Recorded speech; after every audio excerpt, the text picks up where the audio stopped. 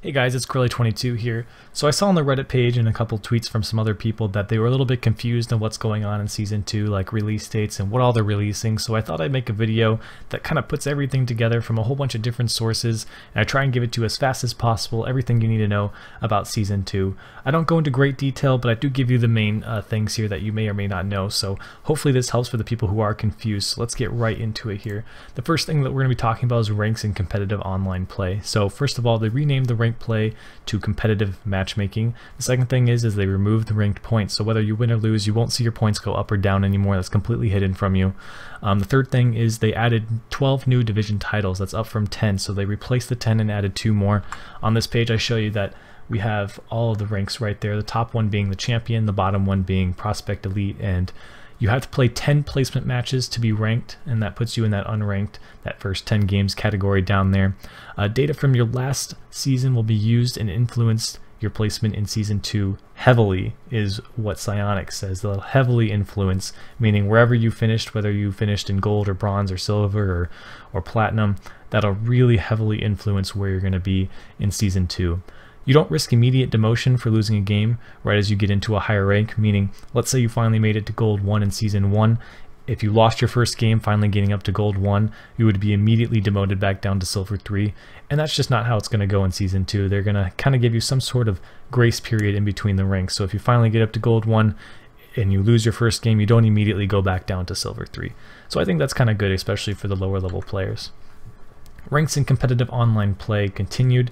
Ranks are now shown on the scoreboard. As you can see to the right here, the ranks are right there to the left of the names, and you can kind of see them all clearly, which is pretty cool. Don't know if you can toggle that on or off, but I think that's pretty cool. No longer a hard cap on the number of players in the top division, meaning any amount of players can be in the champion division, which is pretty cool because before the platinum was a little bit exclusive and with only letting 100 people in, but there's still a 100 leaderboard based on your skill rating, according to Psyonix.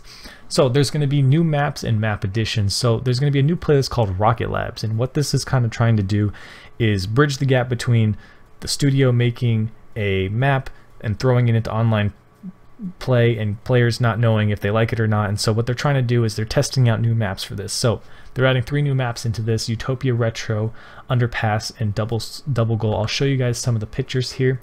A lot of them, or actually all 3 of them, have this kind of feel to them, a little bit of a Tron kind of, kind of half-baked. You can see in the background there's a little bit of some lines, some polygons and whatever going on, which is kind of cool, I think.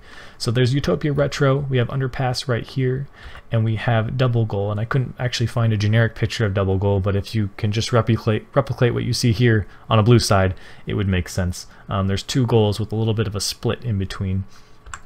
So new maps and map additions continued. Wasteland is now officially a competitive map, meaning it is in the ranked rotation. The Winter Stadium can now be played in an exhibition map and private matches, which is pretty cool. As you can see in the picture below, that was the Snow Day Stadium that was used, and I always wondered why it wasn't in there before, but they're finally adding it, which is pretty cool for the people who like that. Season 1 rewards, so crowns for a certain rank tier achieved, so bronze, silver, gold, and platinum. You get all of these crowns, or actually you just get 1 crown for your highest rank achieved at that time. So when the season ends, if you're platinum in 2s, you're going to get that platinum crown. If you're gold in 3s, you're going to get that gold crown. You don't get all the crowns, and you don't get some of the crowns. You only get the highest one achieved in any playlist. The new item system. So there's a kind of cool little item system that they're going to be adding. First of all, they're going to be renaming some of the items, or I guess adding a rarity to the items. So the stock items, they're going to be common items, and they're going to be kind of a gray color, meaning their names are going to be a gray color. Premium items are green. Those are items acquired from paid DLC. Limited items are orange, items acquired from seasonal/limited time promotional events like the Halloween, meaning, the boost or the toppers or the antennas. And finally, the uncommon ones, which are light blue, and these are the ones that you get by completing online matches. You can get new toppers and antennas and stuff like that.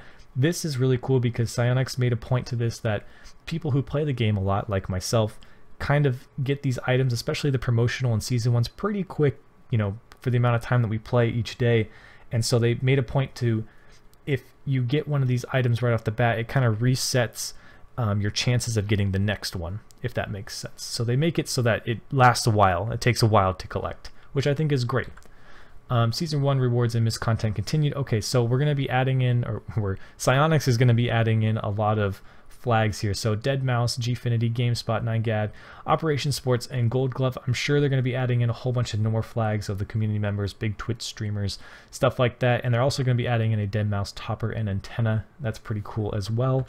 More miscellaneous content. They're going to be adding the puck mutator to the private matches, which is pretty cool. And also kind of on the back burner, but it's the report system is going to be adding, which I didn't see too much about, but when reported, the entire chat log will be sent to Psyonix for review. Now I'm not sure how this is going to work, but I think it's pretty cool. I think it'll solve a lot of headache for people in the Reddit posts and stuff like that. So that's pretty cool to see that put into the game. So the release date, everyone wants to know when it's going to be released. Official releases from Psyonix say that it's going to be early February to just February. So that's the only official release that we've gotten from Psyonix. I'm sure in the next few days, maybe in a week, we'll get more. But we do have 2 community theories, which I think are really interesting that I want to touch on real quickly. Season 2 is going to release when Xbox release. So the only flaw in this theory is that Xbox is scheduled for mid-February. And if we look at these releases from Psyonix, they say early February to February. A lot of times it's just early February. In this next theory, we're going to see that Psyonix directly tweets that it's going to be early February. So I'm not really sure how this is going to line up. But I think it's pretty smart to think that, you know, Xbox people, they start when Season 2 starts right in the beginning. So I think that's a smart theory. And they could be right about that one. Another one is that Season 2 comes out somewhere between the 6th and the 16th due to a certain tweet. So if we look at these two, or this single tweet, Culture HS tweets, "Can you guys send a sexy hint as to when Season 2 hits?" Rocket League, the official Rocket League Twitter responded with early February, but not February 1st. The wait will be worth it. They tweeted this peek, which apparently is from Star Wars. And a lot of the people in the comments were wondering what kind of, or which Star Wars this was, 1, 2, 3, 4, 5, 6, or and so on, and trying to put a day to the number of Star Wars. And so I think that's pretty cool. Not sure if that's really going to be working or if they're, you know, trolling us or whatever, but I think it's pretty cool. So that's all I have for you guys. I think I covered all the major points in Season 2, or excuse me, the Season 2 release. So if I missed anything, let me know in the comments, but I hope I hit all the major points, and I hope this clears up kind of the fogginess and maybe misinformation that a lot of people have from Reddit and stuff like that. So anyways, guys, thank you for watching, and I'll see you guys later.